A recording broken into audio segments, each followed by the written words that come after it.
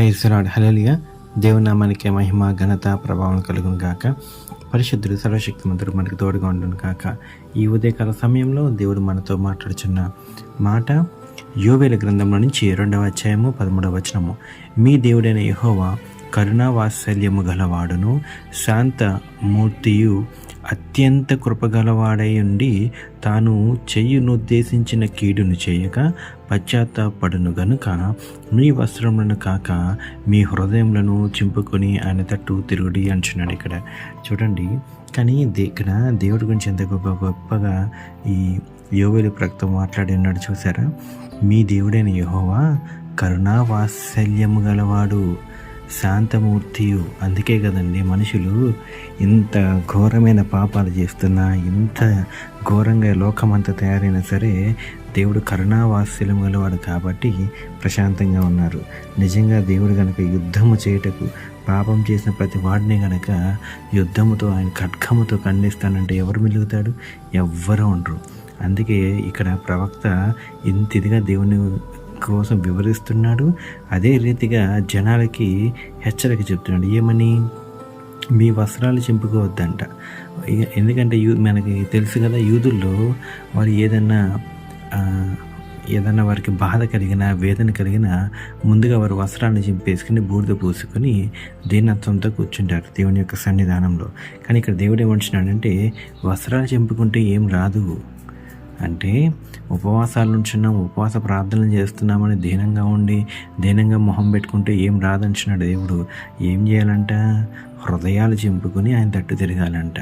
హృదయం మొత్తం విరగ నలగ కొట్టుకుని మోకరించి ఉపవాసం ఉండి దేవుని వైపు తిరిగితే నువ్వు చేసిన తప్పును, కీడుని, పాపాన్ని, నువ్వు దేవునికి విరుద్ధంగా ఎన్నైతే పనులు చేశావో అవన్నిటిని కూడా దేవుడు ఏమంటున్నాడంటే ఆయన వాక్యంతో అవన్నీ కూడా కొట్టేసి కడిగేసి నిన్ను మళ్ళీ ముత్యంగా చేస్తా అంటున్నాడు. ఎందుకు మాట అంటున్నాడంటే ఆయనంట కరుణా వాత్సల్యం గలవాడును శాంతమూర్తియు అత్యంత కృపగలవాడై ఉన్నాడంట. అందుకనేనంట అత్యంత కృపగలవాడై ఉన్నాడు కాబట్టి ఒక్క నిమిషము, ఒక గడియ మోకరించి కన్నీళ్ళు కారుస్తూ నీవే కావాలయ్యా, నీవే రావాలయ్యా అని ప్రార్థిస్తే గనక ఆయన వెంటనే వచ్చేసే దేవుడండి.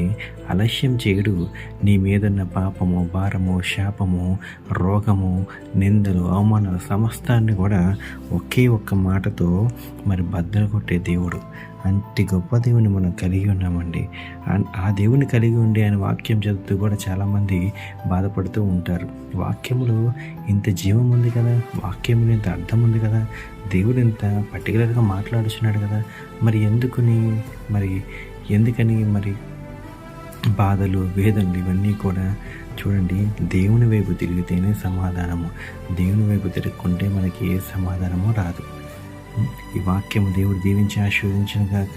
ప్రార్థన చేసుకుందాం. పరిశుద్ధుడు, సర్వశక్తిమంతుడు, సర్వాధికారి, నీకే వందనాలు, మీకే కృతజ్ఞతాస్తులు చెల్లిస్తున్నామయ్యా. రాజాది రాజువు, దేవాది దేవుడు నా పరమ తండ్రి. నీవు నిన్న నేడు ఏకరీతికున్న తండ్రి నా పరమ తండ్రి. కృపగల దేవ, దయగల తండ్రి, మీ నామానికి స్తుతి, ఘనత, మహిమ, ప్రభావం కలుగును గాక. అవునయ్యా, నీవు కరుణా వాత్సల్యము గలవాడు, శాంతిమూర్తి తండ్రి నా పరమ తండ్రి, అత్యంత కృపగలవాడైనా ఉన్న దేవుడు నా పరమ తండ్రి. అయ్యా, మేము చేసిన పాపములు, నేరములు, దోషములన్నింటిని కూడా నా పరమ తండ్రి అయ్యా ఒప్పుకొని నీ సన్నిధానంలో విడిచిపెట్టినాం నా పరమ తండ్రి. అయ్యా, మా హృదయాలు చింపుకుని నీకు దగ్గర మోకరిల్లి కన్నీటి చేసి ప్రార్థన దయచేయండి.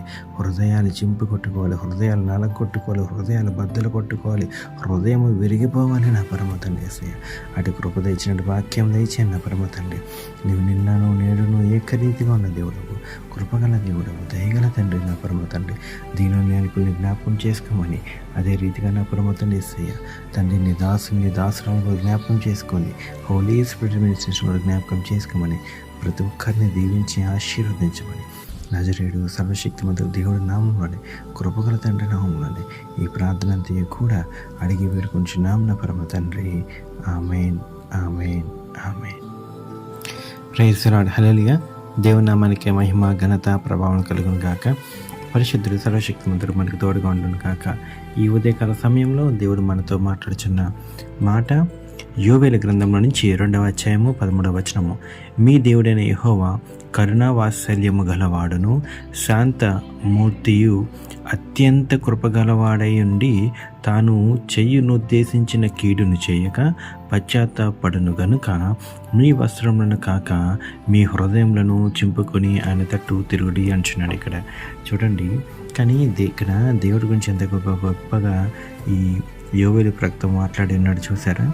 మీ దేవుడైన యెహోవా కరుణా వాత్సల్యము గలవాడు శాంతమూర్తియు. అందుకే కదండి మనుషులు ఇంత ఘోరమైన పాపాలు చేస్తున్నా, ఇంత ఘోరంగా లోకమంతా తయారైనా సరే దేవుడు కరుణా వాత్సల్యం గలవాడు కాబట్టి ప్రశాంతంగా ఉన్నారు.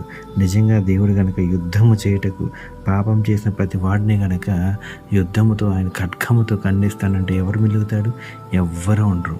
అందుకే ఇక్కడ ప్రవక్త ఇంత ఇదిగా దేవుని కోసం వివరిస్తున్నాడు. అదే రీతిగా జనాలకి హెచ్చరిక చెప్తున్నాడు. ఏమని? మీ వస్త్రాలు చింపుకోవద్దంట. ఎందుకంటే మనకి తెలుసు కదా, యూదుల్లో వారు ఏదన్నా వారికి బాధ కలిగినా వేదన కలిగినా ముందుగా వారు వస్త్రాలను చింపేసుకుని బూడిద పూసుకొని దీనత్వంతో కూర్చుంటారు దేవుని యొక్క సన్నిధానంలో. కానీ ఇక్కడ దేవుడు ఏమంటున్నాడంటే వస్త్రాలు చింపుకుంటే ఏం రాదు అంటే, ఉపవాసాలు ఉంచున్నాం, ఉపవాస ప్రార్థనలు చేస్తున్నామని దీనంగా మొహం పెట్టుకుంటే ఏం రాదంటున్నాడు దేవుడు. ఏం చేయాలంట? హృదయాలు చింపుకొని ఆయన తట్టు తిరగాలంట. హృదయం మొత్తం నలగ కొట్టుకుని మోకరించి ఉపవాసం ఉండి దేవుని వైపు తిరిగితే నువ్వు చేసిన తప్పును, కీడుని, పాపాన్ని, నువ్వు దేవునికి విరుద్ధంగా ఎన్నైతే పనులు చేశావో అవన్నిటిని కూడా దేవుడు ఏమంటున్నాడంటే ఆయన వాక్యం